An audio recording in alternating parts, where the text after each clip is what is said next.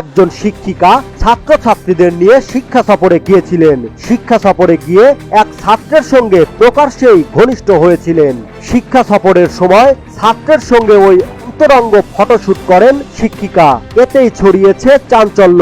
অভিভাবক মহলে সৃষ্টি হয়েছে ব্যাপক ক্ষোভের। ওই ছাত্র দশম শ্রেণীর শিক্ষার্থী।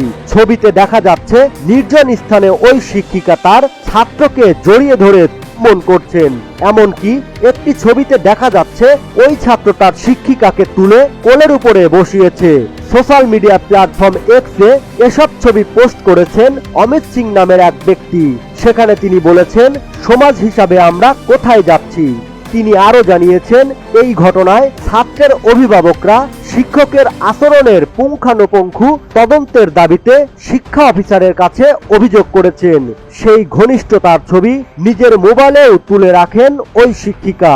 পরে সেসব ছবি ছড়িয়ে পড়ায় ব্যাপক ক্ষোভ তৈরি হয়েছে অভিভাবক মহলে। প্রধান শিক্ষিকার বিরুদ্ধে তদন্ত করে অবিলম্বে ব্যবস্থা নেওয়ারও দাবি জানিয়েছেন তারা। একজন বলছেন, ওই শিক্ষিকা কার্যত তার ছাত্রকে প্রেমের ভঙ্গি শেখানোর প্রশিক্ষণ দিচ্ছেন।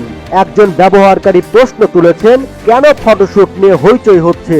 যদি পদক্ষেপ নিতে হয় তবে উভয়ের উপরই নেওয়া উচিত। চাঞ্চল্যকর এই ঘটনাটি ঘটেছে পার্শ্ববর্তী দেশের দক্ষিণাঞ্চলীয় রাজ্য কর্ণাটকে।